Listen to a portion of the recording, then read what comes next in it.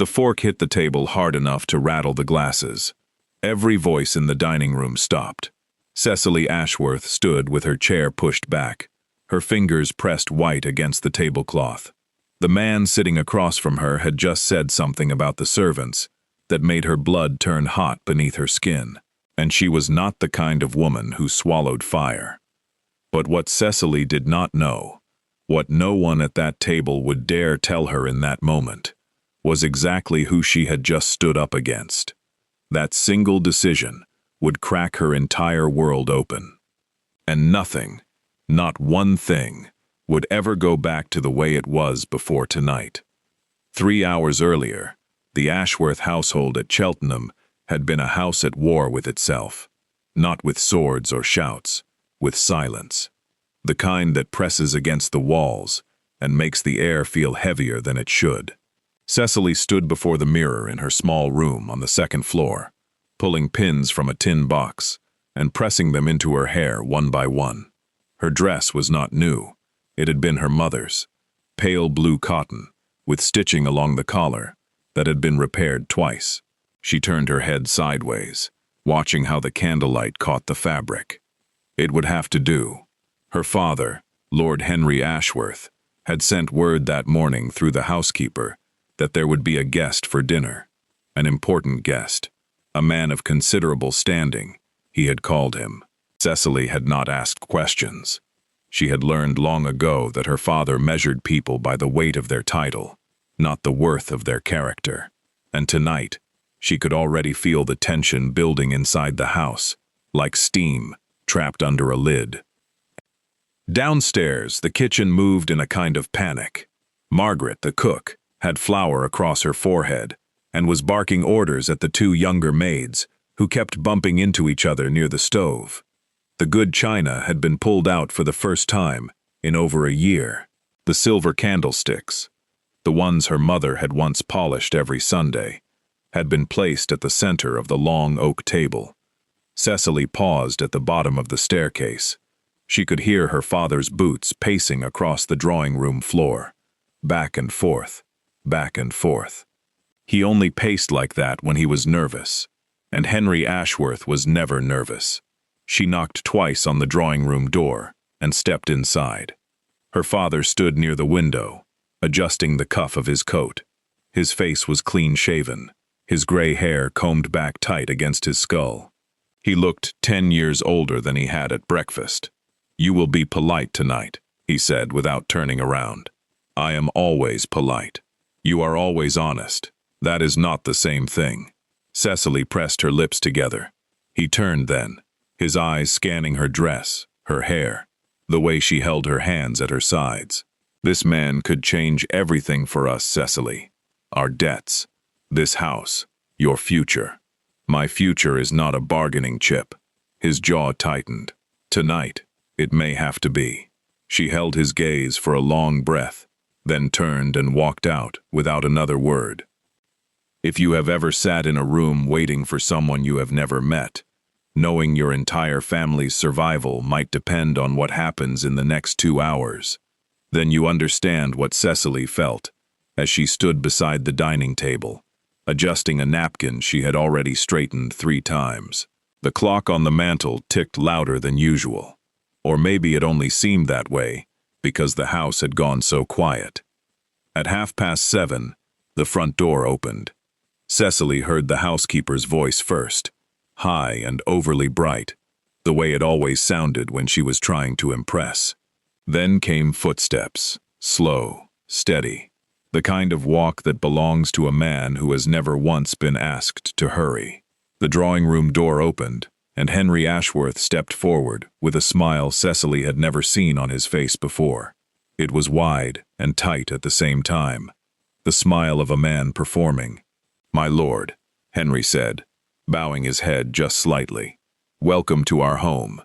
The man who entered was not what Cecily had expected. He was young, perhaps mid-20s, though there was something heavier behind his eyes that made him seem older. Tall, with dark hair pushed back from a strong forehead. He wore a deep navy coat, well cut, but not decorated. No gold buttons, no silk cravat. His boots were polished, but showed signs of actual use. He looked like a man who dressed for purpose, not for show. "Mr. Ashworth," the man said, his voice low and measured. "Thank you for the invitation." Henry turned. "May I introduce my daughter, Cecily?" The man's gaze shifted. Cecily felt it land on her like a change in temperature. She gave a short nod. He returned it. No bow, no exaggerated compliment, just a nod. Something about that, the simplicity of it, caught her attention. Her father introduced him only as Lord Hatherley. No title beyond that, no context. Cecily assumed he was some minor lord from a neighboring county, perhaps one of the many men her father had been courting for loans or favor. She had no idea, not even close, how wrong she was. Dinner began well enough. The soup was warm, and the bread was fresh, and Margaret had outdone herself with a roasted lamb that filled the room with the smell of rosemary and butter. Henry Ashworth sat at the head of the table, speaking with the careful energy of a man selling something. He talked about the estate, the lands, the family name. Lord Hatherley listened. He said little. He asked a few questions about the property, about the village nearby, about how long the Ashworths had held the land. His tone was not cold, but it was careful, measured, as though every word passed through a gate before leaving his mouth. Cecily watched him from across the table. She noticed the way he held his knife, loosely, comfortably, without pretension. She noticed the way he thanked the maid who poured his wine, quietly, with a brief look upward. Most guests her father invited never looked at the servants at all. For a while, the evening seemed safe, normal, almost pleasant. Then it changed. It started with the youngest maid, a girl named Polly, who had only been working in the house for a few weeks. She was carrying a heavy dish of potatoes toward the table when her foot caught on the edge of the rug. The dish tilted. A single potato rolled off and landed softly on the floor, near Henry Ashworth's chair. The room went still. Polly's face drained of color. She crouched quickly to pick it up, her hands shaking. "Leave it," Henry said. His voice was quiet, but the kind of quiet that cuts. Polly froze, half bent, her fingers inches from the floor. "Stand up," she stood. "If you cannot carry a dish to a table without turning my dining room into a farmyard," Henry said, each word pressed flat like a stone, "then perhaps you belong in one." She stood perfectly still, arms at her sides, eyes fixed on the floor. The other maid, standing near the doorway, looked away. Lord Hatherley's hand stopped moving. His fork rested on the edge of his plate. He did not speak, but something shifted behind his eyes, a flicker, like a flame caught by wind. Henry continued, "I do not ask much of this household, only that it does not embarrass me in front of guests who actually matter." The words hung in the air. Cecily's fingers curled beneath the table. Her breath shortened. She looked at Polly, at the way the girl's shoulders had pulled inward, as though she were trying to disappear. And something inside Cecily broke loose. "That is enough." Her voice came out steady, sharper than she expected. Every head in the room turned toward her. Her father's face shifted. "Cecily." She dropped a potato, "Father. A potato. And you speak to her as though she has no right to stand in this room." Henry's nostrils flared. "This is not the time. It is exactly the time. You will not humiliate someone in front of me and expect me to sit here and smile." Cecily turned to Polly. "Go to the kitchen. Take a moment for yourself." The girl looked at Henry, then at Cecily. Then she turned and walked quickly through the doorway, her footsteps disappearing down the hall. The silence that followed was so thick, it pressed against the walls. Henry Ashworth stared at his daughter, with a look that sat somewhere between fury and disbelief. Lord Hatherley had not moved, but his eyes, his dark, unreadable eyes, were fixed on Cecily, not with surprise, not with amusement, with something far deeper, something that looked almost like recognition, as though she had just said the exact words he had been waiting to hear. Cecily sat back down. Her hands trembled beneath the table. but her spine stayed straight. She had no idea what she had just set into motion. No idea that the man sitting 3 feet from her held more power than her father could dream of. And no idea that he had come tonight, not for the land, or the name, or the debts. He had come looking for something else entirely. And he had just found it. The rest of dinner passed like a held breath. Henry Ashworth did not raise his voice again. He did not mention the servants or the potato, or the way his own daughter had cut him down at his own table. He simply ate, slowly, with the kind of control that comes from swallowing something much larger than food. Cecily kept her eyes on her plate. She could feel her father's silence pressing against her from across the table, like heat from a fire, too close to the skin. Lord Hatherley finished his meal without comment. He complimented the lamb. He thanked Margaret when she came to clear the plates, and when Henry suggested they retire to the drawing room for port, Hatherley stood and buttoned his coat with the calm of a man who had already made up his mind about something. Cecily was not invited to join them. She was not surprised. She went upstairs to her room and sat on the edge of her bed, pressing both palms flat against her knees. Her pulse still hadn't settled. She kept hearing her own voice in her head, sharp, clear, louder than she had meant it to be, and she kept seeing her father's face. That look, not anger, something worse, disappointment, dressed up as control. She stood and moved to the window. The sky over Cheltenham had gone deep purple, the last edge of daylight sinking behind the tree line at the far end of the property. The gardens below were dark and still. She could see the faint glow of a lantern near the stable. She thought about Polly, about the way the girl had stood there, frozen, waiting to be told she was allowed to exist. And she thought about her father's words, guests who actually matter, as though worth were something measured by invitation. 20 minutes later, the front door opened. Cecily moved to the side of the window and looked down. Lord Hatherley stepped out into the evening air. He paused on the gravel path, adjusting his gloves. Then he turned, not toward the carriage waiting at the gate, toward the garden. He walked slowly along the stone path that wound between the rose beds, his hands clasped behind his back. He stopped near the old bench beneath the oak tree, the one Cecily's mother had placed there years ago, before the illness took her. He stood there, still, looking up at the branches. And then, without any reason Cecily could explain, he looked up at her window. She stepped back. Her breath caught against her ribs. She did not know if he had seen her, but the way he held his gaze there, just for a moment, told her something she could not yet put into words. The next morning came cold and gray. Frost sat on the edges of the windows. Cecily dressed quickly and went downstairs, expecting the house to feel the same as it always did after a difficult evening. Tense, quiet, waiting. But something was different. Her father was already in the dining room, not eating, sitting, his hands folded on the table in front of him, his tea untouched. "Sit down," he said. She sat. He looked at her for a long time before speaking. "Lord Hatherley has asked to return." Cecily blinked. "Return? Tomorrow. For lunch. He has asked specifically that you be present." Her stomach tightened. "Why?" Henry leaned forward. "Because you made an impression, Cecily, whether you meant to or not." She opened her mouth to respond, but he raised a hand. "I do not understand it. You insulted me in front of the most important man who has ever set foot in this house. And somehow, he wants to come back." Cecily's fingers pressed together beneath the table. "Who is he, father?"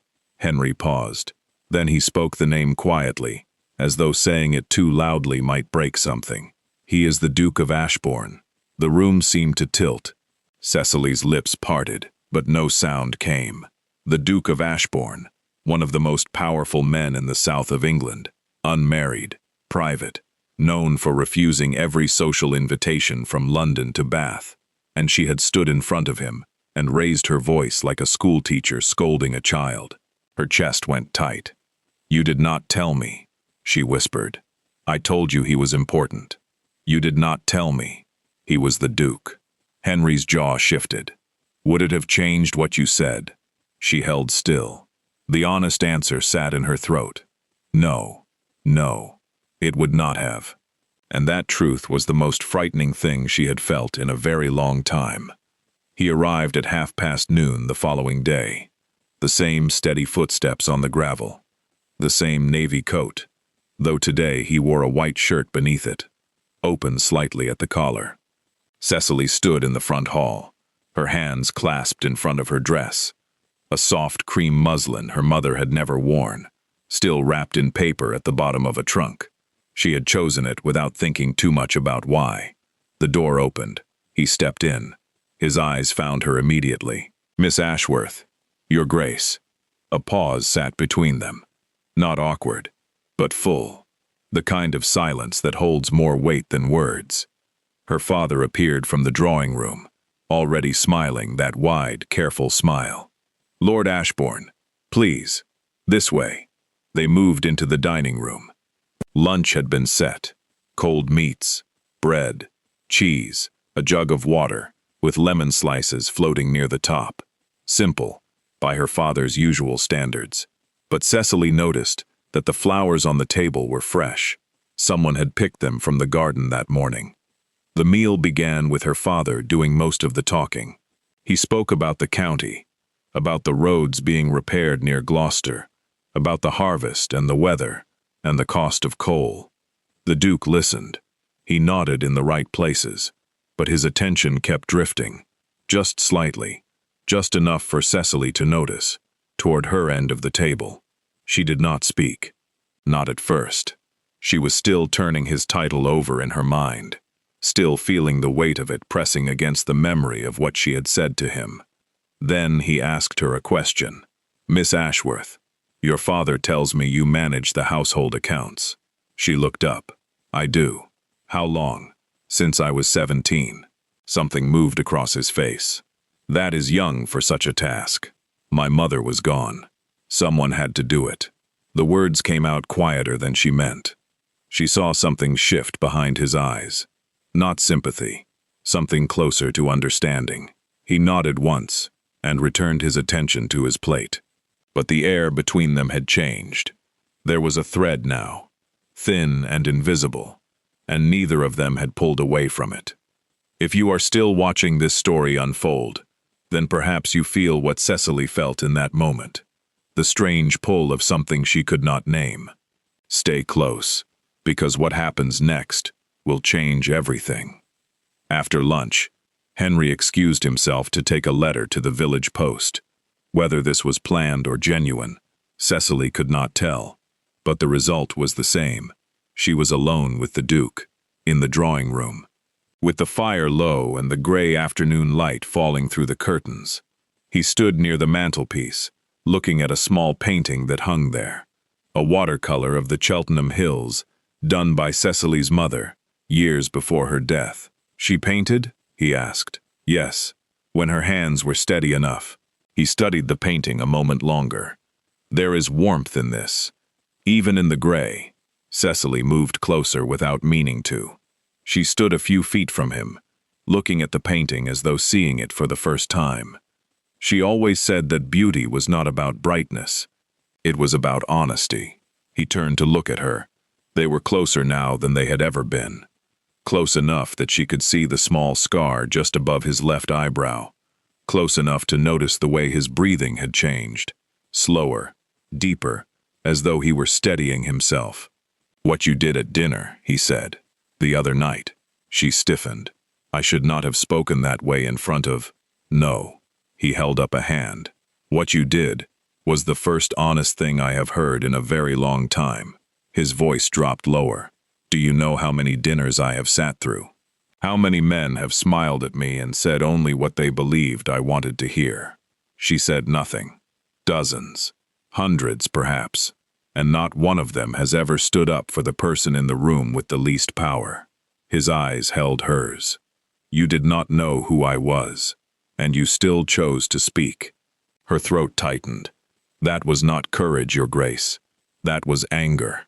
The corner of his mouth moved, not a full smile, but close. Sometimes they are the same thing. He left that afternoon, but he returned 3 days later, and again the following week. Each visit was longer than the last. Each conversation went deeper, not into grand subjects, but into small ones. The way the light hit the garden at 4 o'clock, the books she read beside the fire when the house was quiet, the way he spoke about his estate at Ashbourne, not with pride, but with weight, as though the walls themselves pressed against his shoulders. He never brought gifts. He never made grand gestures. He simply came, and sat, and talked with her, as though she were the only voice in England he actually wanted to hear. Her father watched all of this, with the quiet focus of a man counting cards. He said nothing to Cecily about the visits, but she noticed the debts growing smaller. She noticed new supplies arriving at the house: coal, fabric, fresh candles, and she noticed that her father had stopped pacing. One evening, after the Duke had left, Cecily sat alone in the drawing room. The fire had burned down to embers. The house was silent. She looked at the chair where he always sat, the one nearest the window, and she pressed her hand against the armrest, feeling the warmth still held in the fabric. Her chest ached, not from sadness, from something she did not yet have a name for. Something that had been growing since the night she stood up at that table and told her father he was wrong. She pulled her hand back. Her fingers curled into her palm. Whatever this was, whatever was building between her and the Duke of Ashbourne, it was no longer something she could pretend was not happening. But there was something else she did not know, something the Duke had not told her, something that, once she discovered it, would make her question every visit, every word, every look he had ever given her. And that discovery was already on its way. It arrived in the form of a letter, not addressed to Cecily, addressed to her father. She found it on the desk in his study, 3 days after the Duke's last visit, left open beneath a glass of brandy that had gone untouched. She had not meant to read it.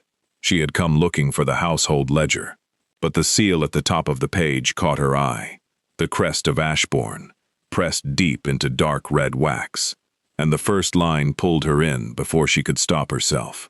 Regarding the arrangement we discussed, the matter of your daughter's hand, and the settlement of your outstanding debts.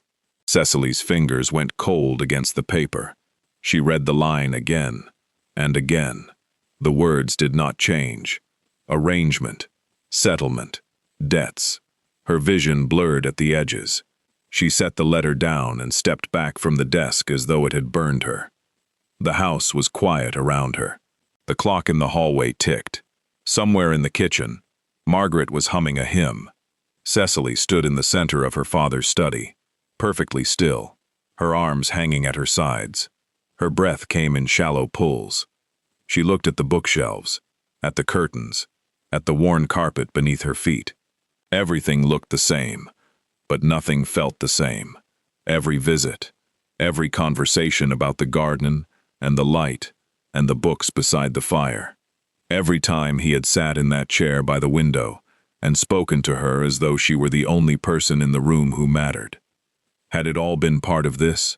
Had her father offered her like a line in a ledger, something owed, something to be exchanged? And had the Duke accepted? Her knees softened. She gripped the edge of the desk.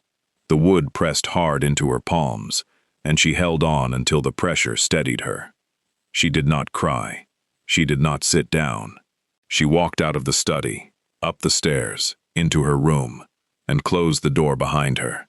She stood at the window and looked out across the gardens, the oak tree, the bench her mother had placed beneath it, the stone path where the Duke had walked that first evening, his hands clasped behind his back, his face turned upward toward her window.